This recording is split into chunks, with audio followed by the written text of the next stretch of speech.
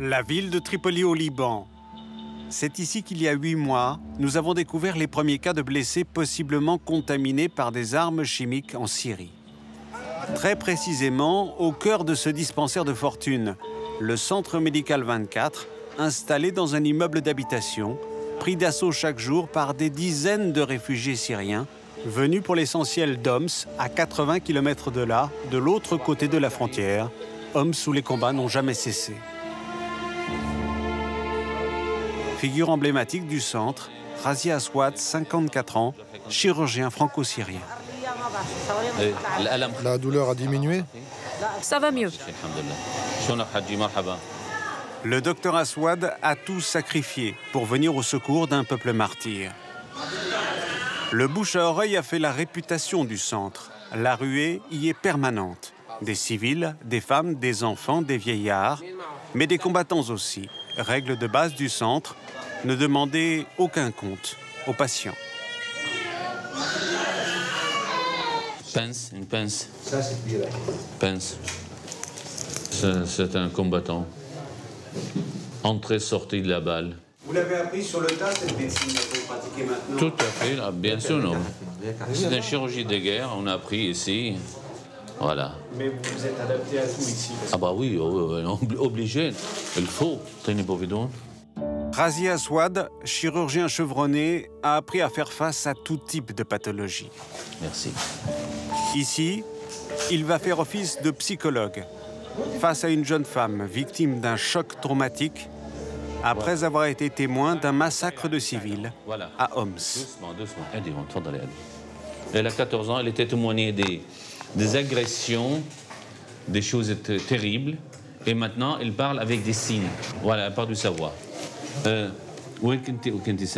Pour cette consultation si particulière, un seul recours pour la jeune femme muette, écrire ce qu'elle a vu et subi. Des femmes et de frapper les enfants à mort, frapper à mort des enfants, puis il y en a quelques-uns qui sont survécus, ils ont été massacrés à l'arme blanche, et des choses invraisemblables. Face à un cas pareil, qu'est-ce que vous pouvez faire? Mais écoutez, nous sommes très désarmés, très démunis. Démuni, Razi Aswad l'a souvent été face aux innombrables victimes qu'il a croisées depuis 2 ans de guerre. En Syrie d'abord, lorsqu'il opérait sous les bombes dans un hôpital de campagne. Au Liban ensuite, où il a poursuivi son sacerdoce au Centre 24. C'est là qu'il a éprouvé le choc de sa vie, lorsqu'il a rencontré il y a 6 mois un enfant sorti indemne d'un bombardement avant que d'atroces brûlures ne le dévorent. Omar, 14 ans, est un patient comme il n'en avait jamais vu ni traité auparavant et pour lequel le docteur Razi Aswad se heurte toujours à une impuissance qui révolte le médecin et bouleverse l'homme.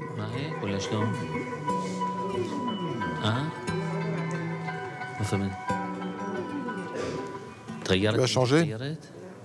Mon visage a changé. Tu arrives à parler? Beaucoup? Pas beaucoup ou moitié-moitié? Oui, il a dit, j'aime parler le nécessaire, j'aime pas trop tchatcher. Il a mal, il a mal, il souffrait. Pour tenter de soulager Omar, seul rescapé d'un bombardement ayant décimé sa famille, le chirurgien fait appel à un ancien médecin d'une unité médicale d'élite du régime syrien, Ahmad Obeid, formé à la toxicologie et qui pose un diagnostic édifiant en examinant les blessures de l'enfant. Je vais enlever ta veste. N'aie pas peur, n'aie pas peur. Tiens, prends la veste, là, prends-la. Là, on a un enfant de 14 ans qui présente des brûlures de 3e et 4e degré. Ces brûlures sont inconnues pour nous. On n'a jamais vu ça. C'est inédit dans l'histoire de la médecine. Ce sont des brûlures variées, étranges. Elles sont présentes sur le ventre, les mains, les bras, le cou et également au-dessus des pieds. Ce sont vraiment des brûlures différentes de toutes celles que l'on a pu voir jusque-là.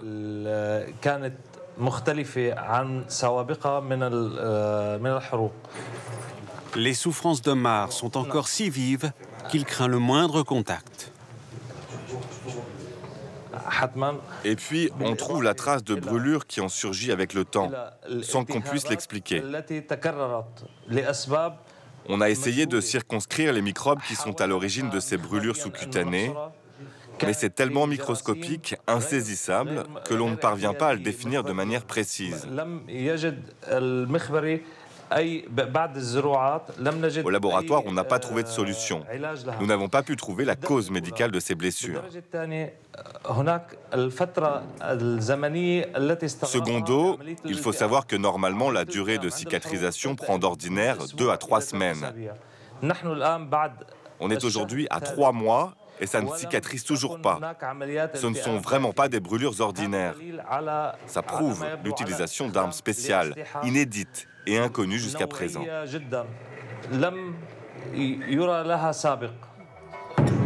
Pour les médecins du Centre 24, la conviction est là. Le régime syrien utilise des armes chimiques contre son propre peuple. Omar en est, selon eux, la preuve vivante.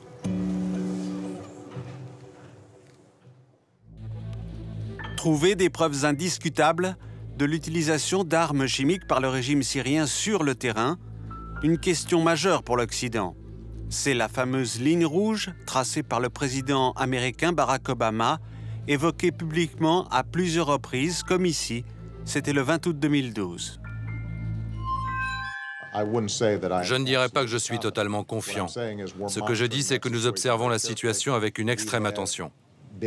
Nous avons été très clairs avec le régime d'Assad. La ligne rouge pour nous est tracée. S'il devait y avoir le moindre mouvement ou emploi d'armes chimiques, cela changerait mes paramètres et ma vision. À demi-mot, Barack Obama évoque alors une possible intervention militaire en Syrie. Reliée à cet enjeu de taille, notre enquête devient ultra sensible. Elle nous conduit d'abord dans les faubourgs de Tripoli, plongée dans le labyrinthe du dangereux quartier d'Abi Samra, déserté par toute force de sécurité, livré aux extrémistes salafistes. Il ne faut pas traîner pour rejoindre la petite maison où vivent recluses 2 sœurs et leur mère.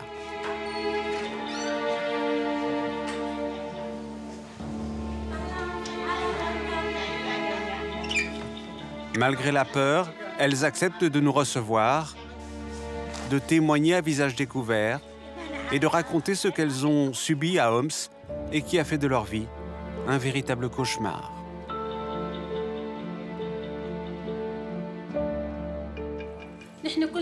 Nous étions tous réunis. Dehors, il y avait des tirs, des bombes, de la fumée partout. C'était la guerre. Un missile a pulvérisé la véranda.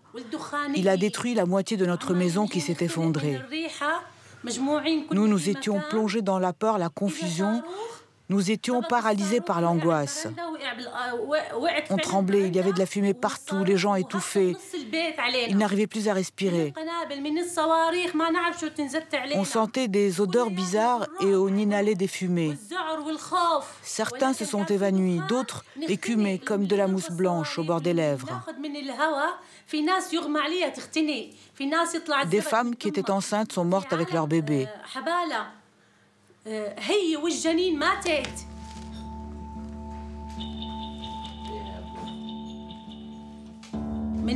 puis l'un des premiers effets de ces bombardements, c'est la chute de nos cheveux. Regardez, regardez. On manquait d'oxygène. On a perdu tous nos cheveux. Impossible de voir les têtes nues des femmes. Elles ne dérogent aux règles religieuses que devant leur médecin. Tout ça, c'est à cause du chimique. C'est ce qui nous a rendus malades. C'est ce qui nous ronge. Mais en brandissant leur radio et en montrant toutes sortes de médicaments qu'elles prennent sans obtenir la moindre amélioration, les femmes nous parlent sans fausse pudeur du mal qui les ronge de l'intérieur, dévaste leurs systèmes immunitaires, attaque leurs poumons, leurs reins, leurs os, symptômes typiques d'un empoisonnement chimique. Nos corps sont détruits par toutes sortes de venins. Nous mourrons 1000 fois par jour. Un témoignage fort. Mais il en faut plus pour acquérir des certitudes.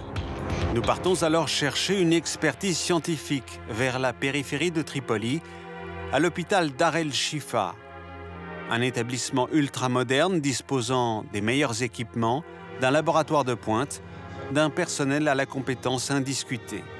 L'hôpital est dirigé par le chirurgien de formation Mahmoud Al-Sayed, un ponte respecté. Il accepte de nous montrer des documents inédits liés à la possible contamination par armes chimiques de 4 patients admis à l'hôpital en avril 2012. Devant nous, il expose le dossier complet du premier cas. La victime est arrivée aux urgences dans un état terrible, le corps agité par des souffrances multiples. Elle était victime de tremblements intenses, puis elle a perdu connaissance. Après une première observation, on en a conclu qu'elle avait été touchée par un gaz toxique ou une substance chimique. Mais un premier diagnostic ne suffit pas. Alors l'équipe du docteur Al-Sayed a pratiqué tous les examens possibles pour étayer scientifiquement les constatations initiales. Tout le protocole clinique figure sur des documents jamais rendus publics jusqu'ici et dont notre enquête nous permet de révéler la teneur. Pour la première fois, la formule intoxication au gaz chimique apparaît sur des rapports médicaux officiels.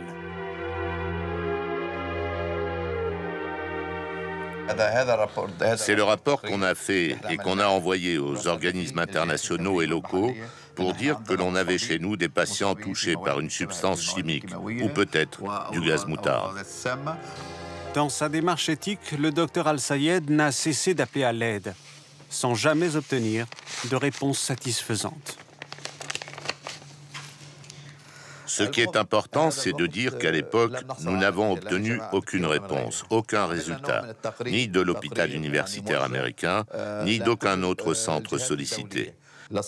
Donc, nous avons rédigé un rapport envoyé à tous les organismes, le Croissant-Rouge libanais, la Croix-Rouge internationale, à certains centres de pointe au Liban, comme l'hôpital Hôtel-Dieu, pour qu'ils nous donnent des informations afin que l'on sache comment réagir. On n'a pas obtenu de réponse. On n'a pas eu de réponse. Peut-être parce qu'ils n'avaient pas d'informations sur le sujet ou qu'ils n'étaient pas vraiment convaincus. Ce qui est sûr, c'est que nous n'avons pas eu de réponse. On a insisté pendant 2 ou 3 semaines, un mois, en vain. Les accusations sont graves. Nous voulons donc interroger ce que le docteur El-Sayed dit avoir appelé à l'aide. Durant plusieurs jours, nous multiplions les tentatives, mais impossible d'obtenir un rendez-vous auprès de la plupart des institutions médicales mises en cause. Le service de presse de l'hôpital américain de Beyrouth nous dira même par téléphone ne pas avoir souvenir de l'épisode. Seule la Croix-Rouge internationale accepte de s'expliquer. Entretien avec son chef de bureau, Jorg Montani, au siège libanais de l'organisation. Je pense que les propos du docteur Al-Sayed ne sont pas tout à fait factuels, vu que dès que le CICR a eu l'information de l'arrivée de ces patients à l'hôpital Al-Shifa, nous avons envoyé une équipe médicale à l'hôpital pour discuter avec le directeur de l'hôpital, avec les médecins traitants et pour voir individuellement les patients concernés. Nous avons ensuite partagé nos observations aussi avec nos collègues médicaux à Genève pour ensuite transmettre aux médecins traitants à Al-Shifa notre conclusion sur ce à quoi pouvaient rimer les symptômes qu'on a observés et qu'on a discuté avec les médecins. De là à conclure à une attaque à l'arme chimique en Syrie, c'est une histoire bien plus compliquée.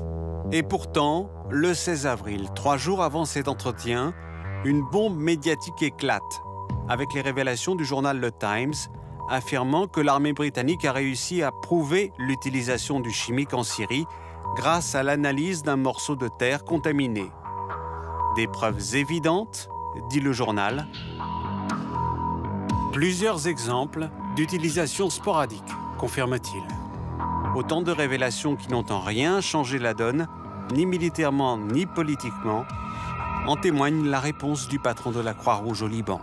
Nous n'avons pas aujourd'hui des informations de première main qui nous permettraient d'avoir la certitude de l'utilisation d'armes chimiques. Nous sommes tout à fait conscients des allégations de ces utilisations et des conclusions qui ont été trouvées par d'autres, justement par les Britanniques par exemple.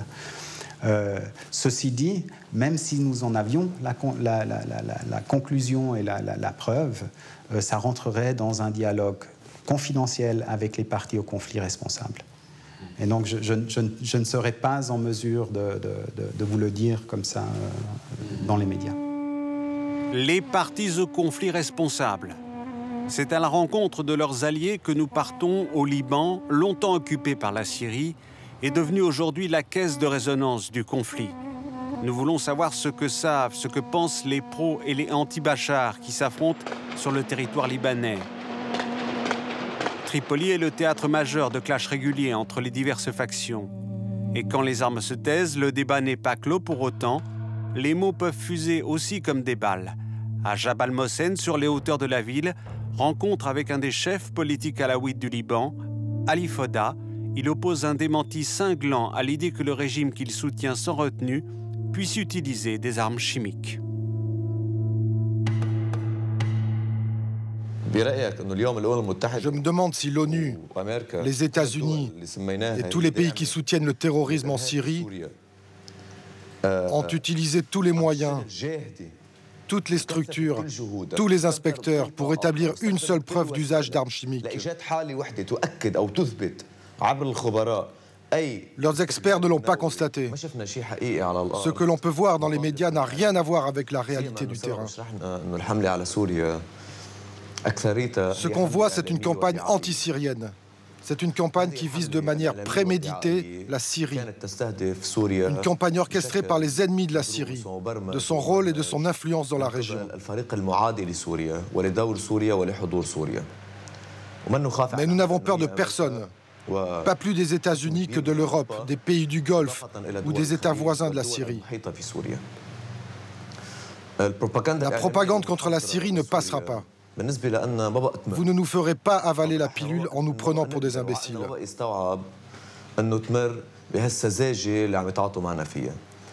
Au bout du compte, nous avons compris que la méthode des médias de propagande anti-syrienne est le matraquage. Mentir, mentir, mentir jusqu'à ce que l'on vous croie. Le propos est vif, tranché, lâché par un pro de la com, disposant à l'inverse de ses adversaires, les rebelles syriens, de moyens, de matériaux, d'une logistique permettant de militer massivement jour après jour pour sa cause. Toujours à Tripoli, à seulement quelques centaines de mètres de là, nous retrouvons un ennemi intime d'Ali Foda, Ahmed Moussa, l'une des principales têtes du Conseil des réfugiés syriens et un homme clé de la rébellion, activiste de la première heure. Ahmed Moussa a compris que son combat était aussi celui de l'obtention de preuves venues du terrain. Combat difficile, faute d'argent, de moyens. L'activiste peut passer des heures devant son ordinateur pour tenter de contacter via Skype, seul biais à peu près fiable et gratuit, les médecins de l'intérieur. On ne croit jamais. On leur a dit qu'il y avait une révolution populaire. On leur a dit qu'il y avait des combattants du Hezbollah aux côtés de l'armée syrienne. On leur a dit aussi que le régime de Bachar utilisait des scuds contre la population, ce qui est interdit par les lois de la guerre. On leur répète que des armes chimiques sont utilisées depuis des mois. Et là encore, ils n'ont pas voulu y croire, même s'ils ont pu en voir les effets. Là, on leur dit qu'il y a un usage de gaz toxique. On va bien voir s'ils nous croient. Notre problème, c'est de pouvoir dire au monde « Venez voir, nous avons les preuves de ce que nous avançons ». Ahmed insiste, il veut le maximum de précision. Pareil pour la ville de Jobar attaquée récemment. Est-ce que les médecins comme vous peuvent nous donner des détails sur cette attaque et les armes chimiques utilisées? Pas de problème, on va essayer d'avoir ça. Ok, d'accord. La négligence de la communauté internationale sur l'utilisation des armes chimiques, on n'a plus à le démontrer tellement c'est évident. Le monde sait que le régime syrien ne fait que violer le droit international. Ils disent même que c'est une ligne rouge, mais ils laissent faire. Donc c'est comme s'ils disaient au régime « Vas-y, utilise les armes chimiques ». Cette ligne rouge, Bachar s'en moque, il défie le monde. À chaque nouvelle menace de la communauté internationale, il lui fait un pied de nez en utilisant le chimique. D'un camp à l'autre, la vision du terrain change radicalement. Retour à Beyrouth, nous parvenons à établir un contact avec un combattant du Hezbollah, tout juste revenu du front syrien. Il accepte de parler, mais impose ses conditions.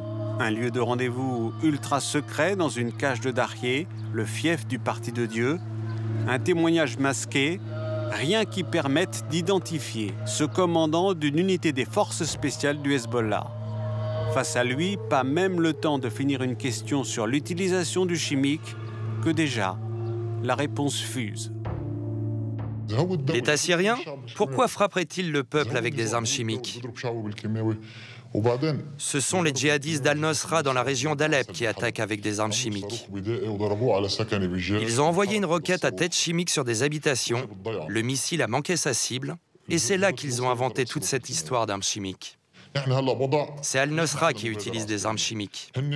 La situation, c'est que nous, on a l'initiative militaire. Et eux, ils ne font que de se replier. Ils se replient sans arrêt. Eux, ils attaquent et ils perdent. Ils attaquent et ils perdent. Nous, on n'est pas coincés militairement.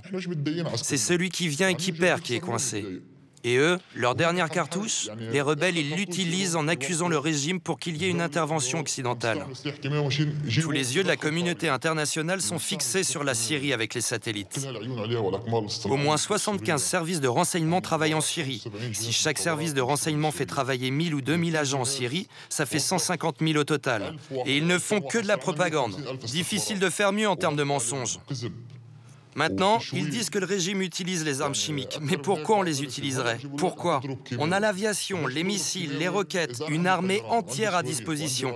Dites-moi à quoi ça servirait d'utiliser les armes chimiques. La démonstration militaire se veut sans appel. Mais les hommes en armes ont appris aussi à se confronter sur le terrain de l'information ou de la propagande. C'est au détour d'un nouveau rendez-vous au Centre Médical 24 que nous allons découvrir celui qui va porter une contradiction de poids à tous les soutiens de Bachar el-Assad. C'est un parfait connaisseur de la machine militaire syrienne.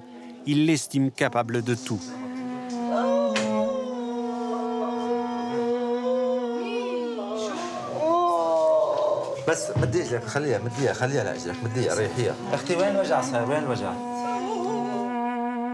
Cet homme aujourd'hui porte fièrement une blouse blanche.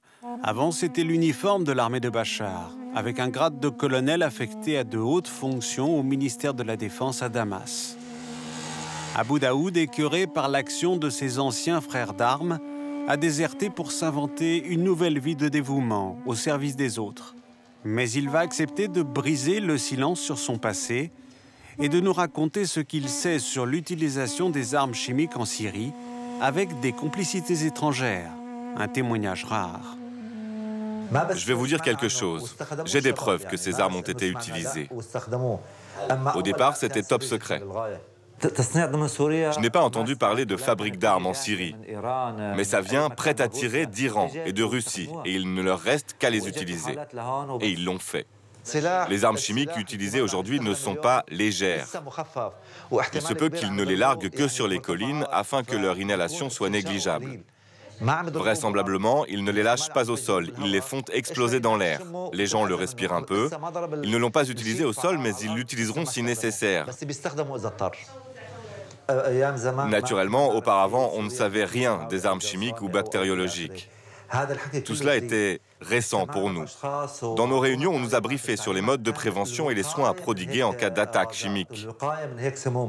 Et non sur leur usage offensif. À nous, militaires, on nous apprenait à nous prévenir contre ces gaz, à nous prémunir de leur effet au front ou ailleurs. Les instructeurs n'allaient pas plus loin, l'information sur la façon de les utiliser restait secrète. On ne nous apprenait qu'à nous en protéger sans nous en dire plus.